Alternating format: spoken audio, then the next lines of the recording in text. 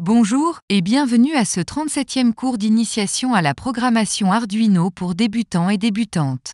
Parmi les courriels reçus, celui d'Émilie a particulièrement attiré mon attention. Bonjour, je m'appelle Émilie.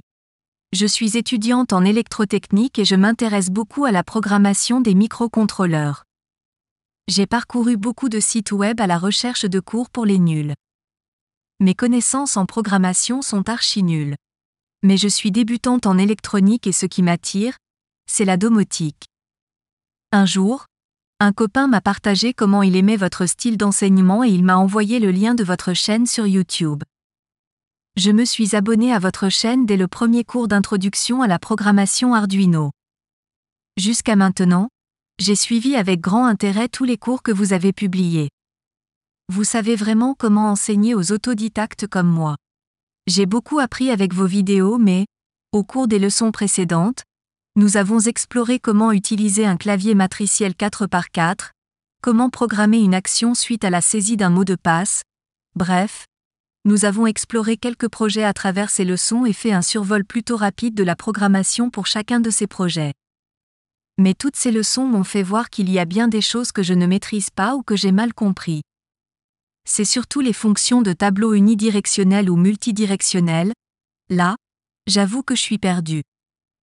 Serait-ce possible de mettre l'accent sur cette fonction dans vos prochaines leçons ? Le projet présenté aujourd'hui est une très belle occasion de répondre à la requête d'Émilie, car ce projet contient plusieurs tableaux. C'est exact. Par contre, avant de commencer, je tiens à préciser deux choses. Premièrement, un tableau n'est pas une fonction, c'est un type de variable. Et deuxièmement, on ne parle pas de tableau uni ou multidirectionnel. On parlera de tableau unidimensionnel, bidimensionnel ou multidimensionnel. Commençons ce cours en présentant ce premier projet d'étude très simple à réaliser qui utilise un tableau unidimensionnel. Ce projet relie les 20 broches d'entrée-sortie de l'Arduino Uno aux 20 LED témoins. Comme tu peux le voir, chaque LED clignote de la première à la dernière avec un délai de 250 millisecondes. Ce projet des plus simplistes me permettra de te faire comprendre l'un des principaux avantages d'utiliser un tableau. Pour ce faire, je vais commencer par expliquer ce qu'est un tableau, comment en créer un, et comment on y accède. Un tableau, c'est quoi exactement ? Un tableau est une collection de variables auxquelles on accède avec un numéro d'index. Les tableaux dans le langage de programmation C++ dans lequel les croquis Arduino sont écrits, peuvent être compliqués, mais l'utilisation de tableaux simples ou unidimensionnels est relativement simple. Par où je commence ? Comme les tableaux sont une collection de variables que tu voudras probablement utiliser n'importe où dans ton programme, généralement tu commences en le créant, ou je préfère dire, en le déclarant, dans l'entête déclarative de l'environnement de programmation. Toutes les méthodes ci-dessous sont des moyens valides pour créer ou déclarer un tableau. Une première méthode consiste à déclarer un tableau de type integer, d'une longueur donnée sans initialiser les valeurs. Une seconde méthode consiste à déclarer un tableau de type integer, sans choisir explicitement la taille. Le compilateur compte les éléments et crée un tableau de la taille appropriée. Les éléments sont contenus entre une paire d'accolades et chaque élément est séparé par une virgule. L'index de chaque élément correspond à la position de l'élément dans la collection. Dans cet exemple, l'index 0 correspond au premier élément du tableau qui est égal à 2. Une troisième méthode consiste à déclarer un tableau d'une longueur donnée et initialise ses valeurs. Lors de la déclaration d'un tableau de type char, vous devrez le rendre plus long d'un élément, pour contenir le caractère nul de fin requis. Jusque-là, ça peut aller. Mais comment j'accède aux éléments contenus dans un tableau ? Pour mieux te l'expliquer, je crois qu'une approche pratique serait beaucoup plus profitable. Qu'entends-tu par une approche pratique ? J'entends par là qu'on va mettre de côté la théorie et tu vas utiliser le simulateur pour une approche plus visuelle. Je suis bien d'accord, parce que la théorie ça me saoule, et j'apprends plus facilement par la pratique. C'est parfait, parce que j'ai réalisé ce projet expressément pour mieux explorer ce sujet, et c'est toi qui vas écrire sa programmation. Je suis bien d'accord. Par où je commence ? Commençons par regarder de plus près ce projet. Comme tu peux le voir, on a une platine d'essai sur laquelle j'ai placé 20 LED témoins. Chacune de ces LED est protégée par une résistance de 150 ohms reliée entre la cathode de chaque LED et la masse, tandis que l'anode de chaque LED est reliée directement à une broche d'entrée-sortie de l'Arduino. Je vois très bien. Qu'attends-tu de ce montage? Je veux que tu programmes l'Arduino de sorte que chaque LED, de la première à la dernière, clignote, l'une après l'autre et ce, à un intervalle de 1/4 de seconde, pour obtenir ce même résultat. Franchement, tu rigoles, c'est bien trop facile, on a appris comment faire ça à la toute première leçon. C'est vrai, et aussi je veux que tu nous décrives chaque étape. Sérieusement? Eh bien oui. Pourquoi? Parce que c'est trop facile? Et ça risque d'être long. T'aurais pas pu te contenter de 2 ou 3 LED? C'est justement le but de l'exercice. Tu commences? On n'a pas toute la journée. Bien sûr, je commence par me rendre dans l'environnement de développement. Dans l'entête déclarative, je dois déclarer 20 noms de variables de type integer, une pour chaque LED reliée aux 20 broches de l'Arduino.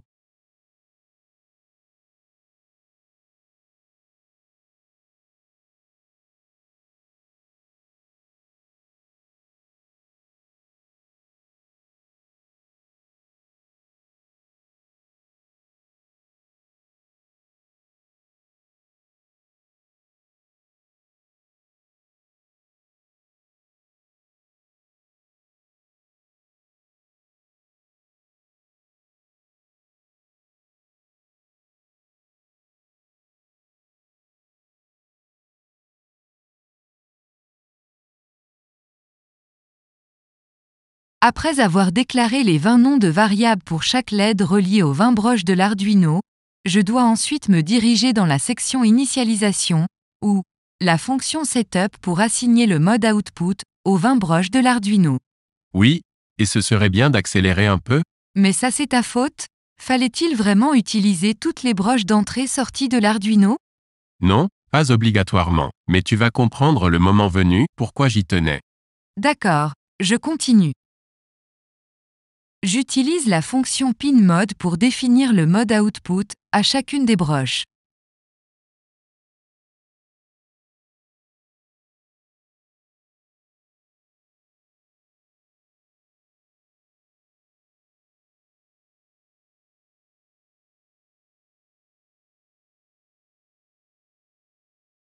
Une fois fait, la dernière étape se passe dans la fonction loop.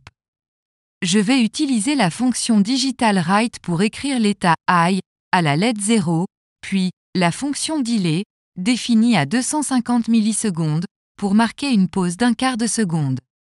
Suivie de la même instruction, mais cette fois pour écrire l'état low. Ainsi la LED 0 va s'allumer pendant 1/4 de seconde, puis s'éteindre en marquant une autre pause d'1/4 de seconde. Je répète ensuite ces mêmes instructions pour toutes les autres LED. Jusqu'à la dernière. Voilà, ma programmation est terminée. Je suis prête à la tester.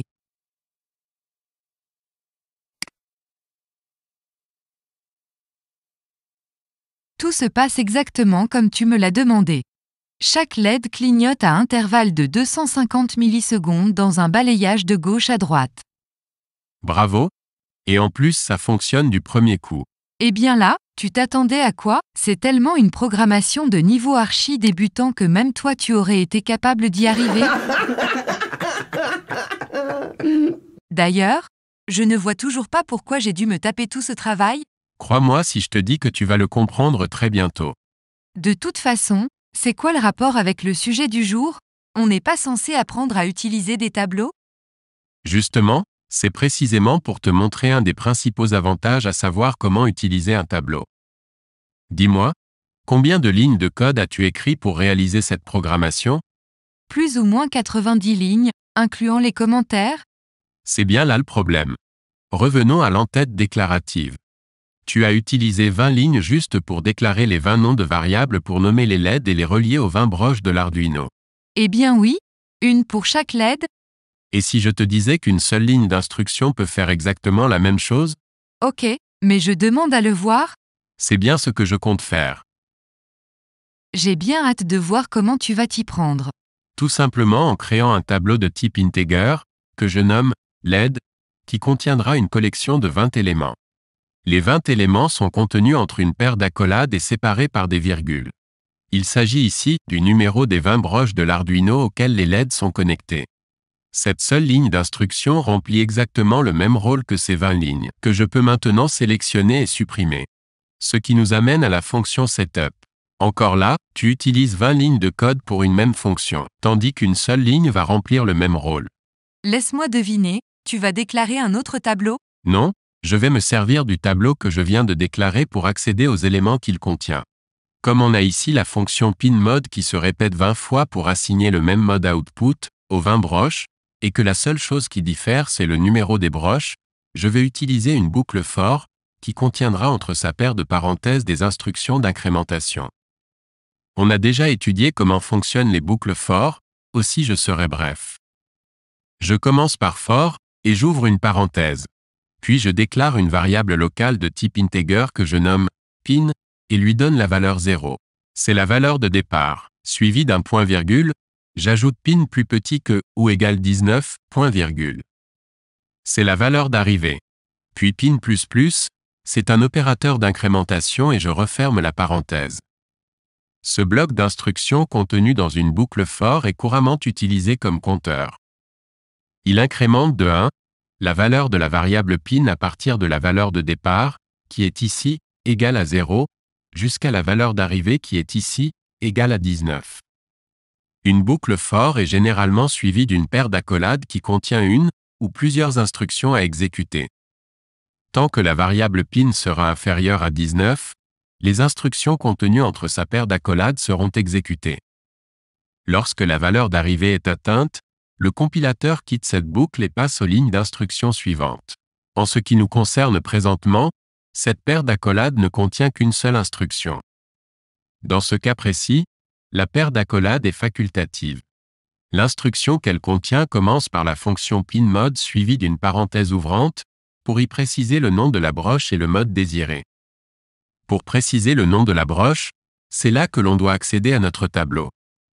Lorsque j'ai déclaré le tableau, je l'ai nommé LED, suivi d'une paire de crochets contenant le nombre d'éléments qu'il contient. Ce qu'il faut bien retenir pour accéder à un tableau, c'est que les tableaux sont indexés à 0, c'est-à-dire qu'en se référant à l'initialisation du tableau ci-dessus, le premier élément du tableau est à l'index 0, donc à la broche 0 de l'Arduino. En précisant le nom du tableau, suivi d'une paire de crochets contenant, disons la valeur 14, la fonction pinMode accédera à la broche A0 de l'Arduino. Car pour cet exemple, la valeur 14 représente l'index du tableau ou si tu préfères, la position de l'élément contenu dans sa collection. Cela signifie également que dans ce tableau de 20 éléments, l'indice 19 est le dernier élément, et il contient la broche A5. Pour revenir à ma fonction pinMode, elle contient entre sa paire de parenthèses deux paramètres. Le premier est la broche de l'Arduino à laquelle la fonction s'adresse et le second est le mode. Le premier paramètre permet d'accéder au tableau LED, et sa paire de crochets contient la variable pin. C'est l'index du tableau. Cette valeur passera de 0 à 19 assignant le mode output à l'index sélectionné. Cette simple ligne d'instruction remplace les 20 lignes précédentes. Il ne me reste qu'à les sélectionner et les supprimer. Comme tu as pu le voir, j'ai remplacé 40 lignes d'instruction par seulement 2 lignes de code. C'est clair, net et précis. Attends, ce n'est pas tout. En jetant un coup d'œil rapide dans la fonction principale qui est la fonction loop, tu as utilisé 40 lignes d'instruction pour faire clignoter 20 LED à intervalles de 250 millisecondes. Je vais toutes les sélectionner, les supprimer et les remplacer par seulement ces 2 lignes de code.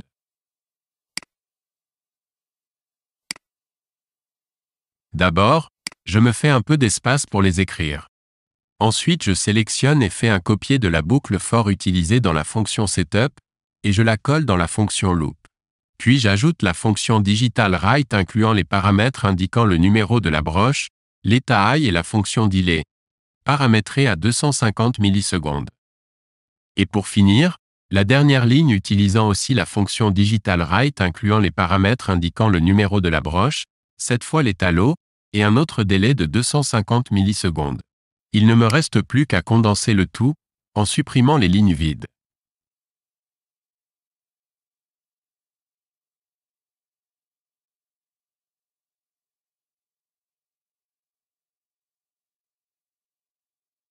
Comme tu as pu le constater, l'utilisation judicieuse d'un simple tableau unidimensionnel nous a permis de réduire à moins de 11 lignes ta programmation de 90 lignes. En plus de libérer un maximum de mémoire consommée, Cette façon de faire soulage considérablement le travail du compilateur, ce qui accroît d'autant plus les performances d'exécution. Voilà qui devrait te convaincre de bien apprendre à maîtriser les tableaux. Il demeure important de savoir que tu devras être prudent lorsque tu veux accéder au tableau. Accéder au-delà de la fin d'un tableau, en utilisant un numéro d'index supérieur à la taille déclarée de ton tableau -1, consiste à lire à partir de la mémoire utilisée à d'autres fins. La lecture à partir de ces emplacements ne fera probablement pas grand-chose, sauf produire des données invalides. Écrire dans des emplacements de mémoire aléatoires est définitivement une mauvaise idée et peut souvent conduire à des résultats malheureux tels que des plantages ou un dysfonctionnement du programme. Cela peut également être un bug difficile à détecter. Contrairement au langage basique ou Java, le compilateur C++ ne vérifie pas si l'accès au tableau se situe dans les limites légales de la taille du tableau que tu as déclaré.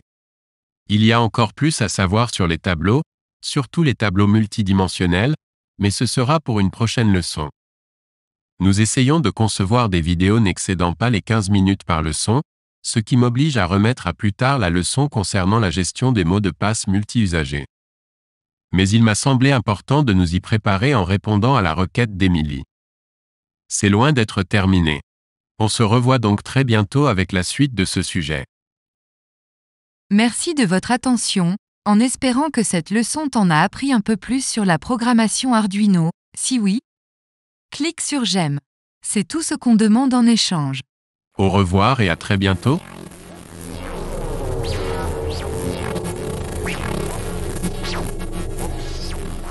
Easy Weekend Project.